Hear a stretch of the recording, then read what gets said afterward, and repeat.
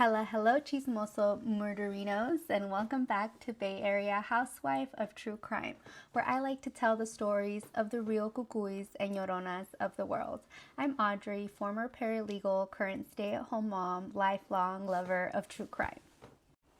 Topics may be triggering. Viewer and listener discretion is advised. The people mentioned are innocent until proven guilty in court. With all that being said, grab your hot Cheetos and let's get started on today's case. Ivan Clifford Namihas was born on October 17, 1932 to Dolores Cardenas and Abraham Namihas in Brazil. They were devout members of the Seventh-day Adventist Church. He spent the majority of his childhood in Iquitos, Peru. His father left and his mother had 4 more children from other relationships.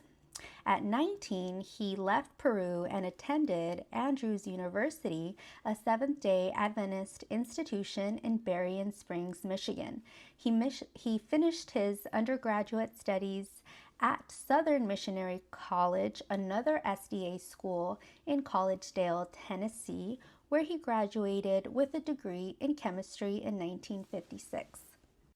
At Loma Linda University in Loma Linda, California, another SDA school, he met nursing student Shirley Roeder, and they were married on September 12, 1957, and had 3 children together. Dr. Namihas graduated from Loma Linda University School of Medicine in 1960. He went on to complete his residency at Hinsdale Sanitarium in Hinsdale, Illinois. After that, he spent 3 years specializing in vaginas at Kern Medical Center in Bakersfield, California. In 1964, he settled his practice in Orange, California. Dr. Namihas was seemingly living the American dream. His financial success allowed him to bring his family to the United States and buy his mother a house. He owned planes, condos, buildings, and went on several missionary trips to Mexico and other countries to treat the needy. Dr. Namihas opened his private practice in 1975, where he sexually assaulted his medical secretary, Beverly Ferreira, between 1974 and 1975. He fired her after she stood up for herself after one of the many unwanted sexual encounters she faced. Unfortunately, his secretary was not his first and only victim.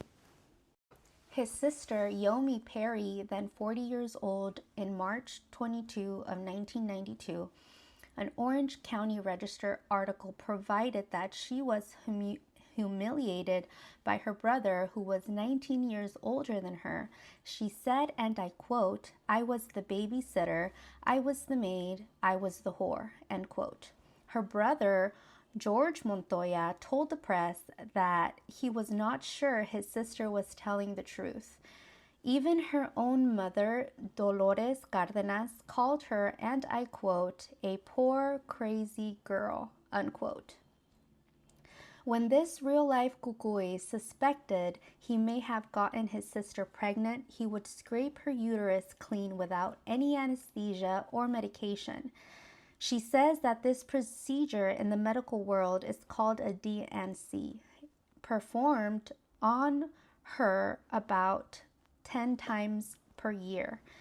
In 1969, she fled the family home because this monster wanted to perform an unnecessary hysterectomy on her.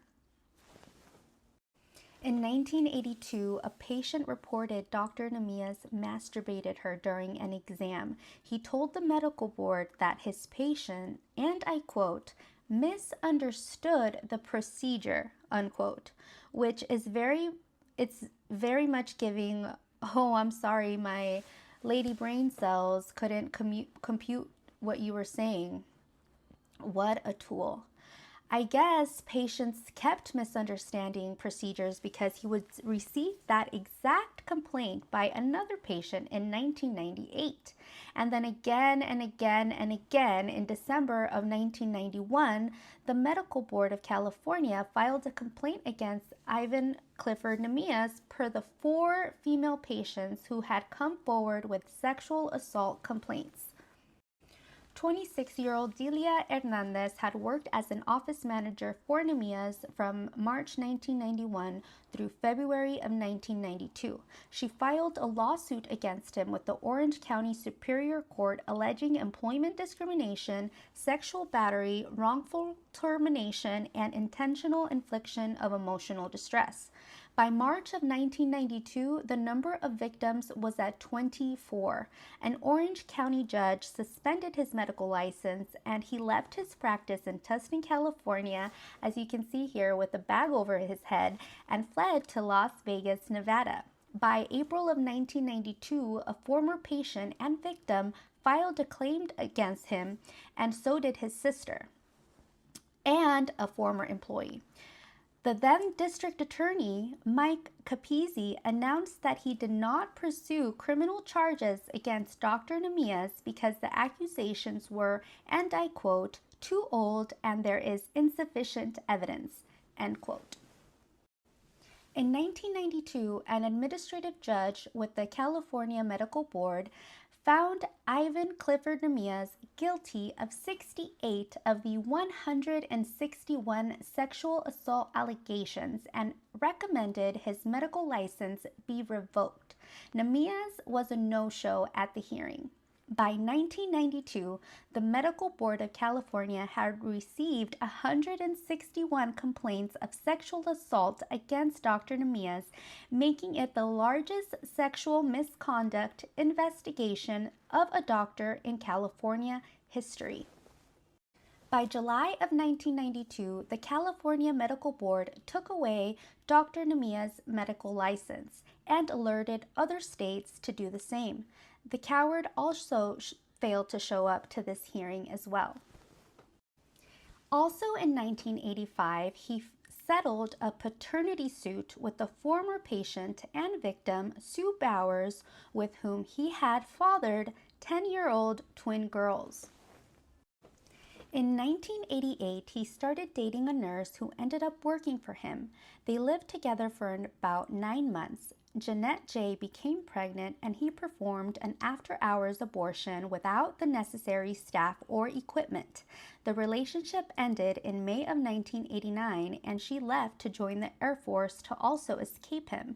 After she broke things off with him, he wrote a degrading letter about her character and medical history to her military commanders. She filed a breach of contract and an intentional infliction of emotional distress lawsuit against him with the Orange County Superior Court, and the case settled in 1991. Dr. Namihas married his second wife, ophthalmologist Elaine C. Christian, in early 1990. In September of 1990, she filed an annulment citing fraud and abuse.